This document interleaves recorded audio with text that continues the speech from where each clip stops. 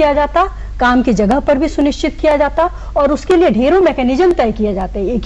एक ही कानून ही नहीं है, कानून तो बनाया ही जाता, उसके साथ सारे एम्प्लॉयर जो भी मालिक हैं या जो जिस संस्थान में आप हैं, जो उसके डायरेक्टर हैं या जो भी हैं, वो सुनिश्चित करते कि हमारे यहाँ इस तरह की कोई घटना न हो। असल में तो मामले को रफा दफा करने की, बिल्कुल, आप कमेटीज का दिल्ली यूनिवर्सिटी के अंदर भी ये 2003 में लागू हो गया था पॉलिसी जी, लेकिन कमेटी, लोगों की समझ ये है कि कमेटी तो तब बनेगी जब हमारे यहाँ कोई घटना आएगा, जबकि ऐसा नहीं है। कमेटी तो घटना आए चाहे नहीं आए, सभी जगह डिस्प्ले बोर्ड पर लिखा रहना चाहिए कि कौन कौन कमेटी का मेंबर है, ताकि किसी भी स्टूडेंट को ये पता न लगाना पड़े कि मेरे साथ कुछ हो तो मैं कहाँ जाऊँ। दूसरा, उससे भी अवेयरनेस क्रिएट होता है। अगर आपको पता है कि आपके इंस्टीट्यूशन में ऐसा कोई प्रकोष्ठ है, तो हैरेस करने वाला व्यक्ति पहले एक बार सोचेगा कि यहाँ ऐसा अगर हम करेंगे तो हमारी सुनवाई वहां हो जाएगी। तो इसलिए मुझे लगता है कि इसको गंभीरता से लिया ही नहीं गया है। हमारे साथ लक्ष्मी राणा बैठी हैं। लक्ष्मी राणा एक मॉडल हैं। लक्ष्मी, अक्सर हमने देखा है कि जो लोग मॉडलिंग में जाते हैं या जो लोग फिल्मों में जाते हैं, टेलीविजन में जाते हैं, बहुत सारे बातें उनके बारे में सुनने को मिलती हैं, बहुत सारी घटनाएं उनके साथ घटती हैं जो कि छन छन कर बाहर आती हैं, सब चीजें बाहर भी नहीं आती। आप मुझे बताइए कि आप जिन जगहों पर काम करती हैं वो कितने सेफ लगते हैं आप लोगों को? क्योंकि आप लोगों के लिए कहा जाता है कि आप लोग बहुत मॉडर्न हैं, बहुत बोल्ड हैं, बहुत चीजों को दूसरी तरह से देखते समझते हैं। मुझे बताइए कि आप लोग क्या फेस करते हैं?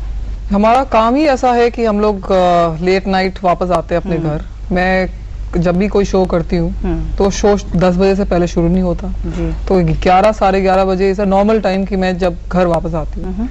मैंने, जैसे अंजलि जी ने कहा है, यहाँ पे अगर कोई हमारे कंट्री में अगर कोई बड़ा इंसिडेंट ना हो जाए तब तक लोग सिस्टम उठते नहीं है। मतलब their eyes will only open जब कुछ बड़ा इंसिडेंट हो जाए, जैसे वो राठौर का केस हुआ या कुछ ऐसा कुछ हुआ। जबकि हम लोग एवरीडे ये फेस करते हैं। हम 11:30 बजे वापस आते हैं, मगर मैंने अपने आप में ठान लिया है कि मैं क्या क्या प्रिकॉशंस लूंगी जब मैं वापस आऊं अपने घर।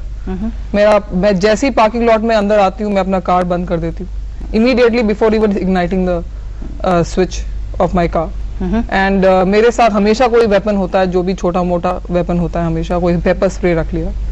और अगर कोई भी हिंड्रेंस हो, आजकल तो मैं पुलिस वालों के लिए भी नहीं रुकती, क्योंकि मैंने एक बार नोटिस करा जब मैंने कंप्लेन करा, क्योंकि there was a car that was following me. रात के 11:30 बज रहे थे और वो मुझे फॉलो कर रहे थे, 4 लड़के बैठे हुए थे उसके अंदर। तो काफी देर तक तो मैं उनसे भागने की कोशिश कर रही थी, मगर इतना मैं तेज चलाती हूँ कार, मगर इतना तेज नहीं चला पाई। तो उन्होंने मुझे ओवरटेक करा। मैंने उनके पीछे जाके मैंने पुलिस वालों को कॉल करा। जब उन्होंने देखा कि मैं पुलिस वालों को कॉल कर रही हूँ तो वो भागने लगे। मैंने उनको फॉलो करा ताकि मैं पुलिस वालों को बता सकूं कि भाई ये कार कहाँ जा रही है। उसके बाद मैंने सोचा कि आफ्टर अ पॉइंट मैंने बोला अच्छा, पुलिस वाले शायद उनको बता दिया है मैंने, अब मैं वापस अपने घर चली जाती हूँ। मैं अपने घर गई तो घर में इसके बजाय कि पुलिस वाले मुझे फोन करके बोले कि जी आपका वो पकड़ा गया, वो कार पकड़ी गई, आप चिंता मत करो, सब कुछ ठीक हो गया, पुलिस वालों ने मुझे रात भर कॉल करा कि अच्छा ऐसा कंप्लेंट आया था, क्या हुआ। इससे क्या फायदा? System is a problem. हमारे देश में चीजें, जो law and order problem situation है वो काफी खराब है। और ये जो प्रॉब्लम है ईव टीजिंग और सेक्सुअल हैरेसमेंट, जो भी चीजें हैं, ये सिर्फ एक लॉ एंड ऑर्डर प्रॉब्लम है जिसको हमें ठीक करना है। ओके, मीनाक्षी लेखी हमारे साथ हैं, सुप्रीम कोर्ट की जानी मानी वकील। मीनाक्षी, ये जो नया विधेयक, प्रस्तावित विधेयक है, जिसकी उम्मीद की जा रही है कि शायद मॉनसून सेशन में इसे रख दिया जाएगा, हो सकता है ये पास भी हो जाए, आप क्या देखती हैं इसकी खास जो बातें हैं? कितना फर्क पड़ेगा इससे, इस तरह के कानून को लाने से, इस तरह के केसेस को डील करने में कितनी आसानी होगी? देखिए, नॉर्मली इसके जो विधेयक दिया गया था एनसीडब्ल्यू की तरफ से, अब ये वही है कि इसमें कुछ अमेंडमेंट्स लाए गए हैं। उसमें जो सबसे बड़ी कमी जो उस वक्त देखी जा रही थी वो थी अनऑर्गेनाइज सेक्टर को डील करने की। जहां ऑर्गेनाइज सेक्टर है कि आप किसी दफ्तर में काम करते हैं, चाहे वो प्राइवेट या सरकारी, तो वहां फिर एक सिस्टम बनाया जा सकता है। लेकिन जो मैकेनिज्म अनऑर्गेनाइज सेक्टर है, मान लीजिए कोई महिला है जो कि सब्जी की रेडी लगाती है, कोई ईंट पत्थर ढोने का काम करती है, लेबर है, किसान है, घरों में काम घरों में डोमेस्टिक वर्कर है, मॉडल है, तो जहां पे अनऑर्गेनाइज सेक्टर है तो वहां की कंप्लेन किसके पास जाएगी? और उस कंप्लेंट की अपील कहाँ जाएगी या उसकी बाकी प्रोसीडिंग्स क्या होंगी। तो कुछ कोशिश थी कि कुछ लेबर कमिश्नर या कुछ उस तरीके की चीज को बीच में लाया जाए।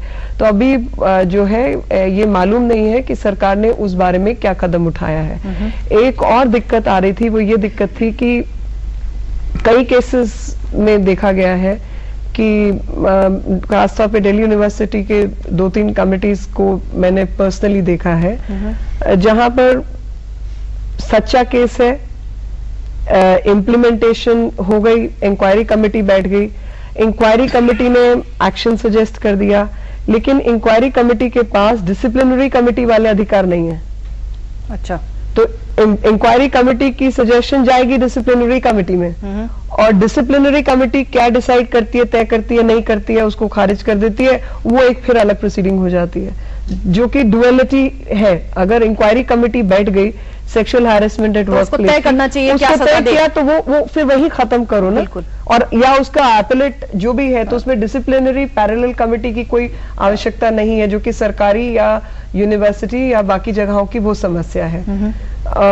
तीसरे जो उसमें दिक्कत आ रही थी वो ये है कि कई जगह केसेस ऑन इन्वेस्टिगेशन झूठे भी पाए गए, मगर डिसिप्लिनरी कमेटी ने अगर उन केसेस के अंदर कोई एक्शन कंप्लेनेंट के खिलाफ रेकमेंड कर दिया तो उस पर भी डिसिप्लिनरी कमेटी बैठेगी, काम करेगी या नहीं करेगी। तो जो समस्या है वो इम्प्लीमेंटेशन की समस्या है। एक तो कानून ऐसे हों जो कि जैसे आईपीसी, सीआरपीसी पूरे देश भर में है ना, उस तरीके की कोई चीज होनी चाहिए। अच्छा। कि तुरंत एक्शन हो। और दूसरा, जहां पर और उसके लिए आपको एक पैरेलल स्ट्रक्चर खड़ा करने की आवश्यकता नहीं है। अच्छा। दूसरा, जो रूल्स है, सर्विस रूल्स है, उसके अंदर डाला जाए, सेक्सुअल हैरेसमेंट को मिसकॉन्डक्ट में डाला जाए। ताकि एक ही कमेटी तय करे। और डिसिप्लिनरी कमेटी अगर बैठती है तो उसमें एक एक्सटर्नल मेंबर को या 2 एक्सटर्नल मेंबर्स को आप ले ही सकते हैं अगर सेक्सुअल हैरेसमेंट की केस को निपटाना है। ओके, हमारे साथ यहाँ प्रोफेसर संजय श्रीवास्तव बैठे हुए हैं, दिल्ली यूनिवर्सिटी से आते हैं, समाजशास्त्री हैं। प्रोफेसर साहब, आप क्या मानते हैं, जिस तरह से हम देख रहे हैं सर्विस जो भी आ रहे हैं वो बता रहे हैं कि जो संपन्न इलाके हैं, पॉश इलाके हैं, पढ़े लिखे, समृद्ध, अमीर, कुछ भी कह लें आप, वहां पे ये चीजें, हरकतें ज्यादा देखने में मिल रही हैं। और वर्क प्लेस की अगर आप बात करें तो अच्छे अच्छे कॉर्पोरेट दफ्तरों में, तमाम महकमों में इस तरह की चीजें देखने में आ रही हैं। किस तरह की मानसिकता को आप पाते हैं इसके पीछे? देखिए, जैसे सेक्सुअल हैरेसमेंट और बलात्कार ऐसी चीजें आपके एजुकेशन लेवल के इससे कोई संबंध नहीं रखता है, वो तो खैर हमें मालूम है, कई सालों से मालूम है। दूसरी बात यह है कि जैसे कई लोगों का कहना है कि जैसे ऐतिहासिक तौर पे ज्यादातर हमारे मन में एक मानसिकता है कि जो निजी स्थान है और जो पब्लिक स्थान है वहां कौन रहता, वहां किसका अधिकार है। तो पब्लिक स्थान पे मर्दों का अधिकार माना जाता है और निजी स्थान पे कहा जाता है कि औरतों को प्राइवेट स्पेस से बनाना चाहिए। लेकिन जब से जब बदलाव आता है समाज में, औरतें काम करने जा रही हैं, तो एक मर्दानगियों को एक प्रकार का चुनौती है। और सामाजिक तौर पर अगर देखा जाए तो ये एक उस प्रकार की चुनौती है। और दूसरी बात, कई लोग कह रहे हैं इस प्रस्तावित कानून के बारे में कि अब लोग ऑफिस में मर्दों को नहीं मालूम, घबराहट होगी, क्या कहें आखिर कि कुछ कह दें, ऐसा नहीं कि सेक्सुअल हैरेसमेंट का मामला बन जाए। मैं समझता हूँ घबराहट कोई बुरी चीज नहीं है। मतलब पिछले 100 साल, 200, 300 साल से औरतें अगर घबराहट में रह रही हैं तो अब ये जरूरी है कि जब समाज में बदलाव आता है तो मर्द भी थोड़ा घबरा के बात करें। घबराहट का मतलब हमें सोचने को मजबूर करता है। तो सामाजिक तौर पे मैं सोचता हूँ कानून बहुत अच्छी चीज, अमेंडमेंट्स कई लाए गए हैं, इसमें कई बदलाव लाने की कोशिश की गई है, जिससे काफी इसका काफी कवरेज बढ़ेगा। और एक बात और, लोग कहते हैं कि इस समाज का मिसयूज होता है।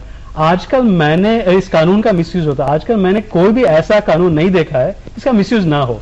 इसका मतलब ये तो नहीं है कि हम कानून नहीं बनाते हैं, कानून समाज को बदल नहीं सकता है, लेकिन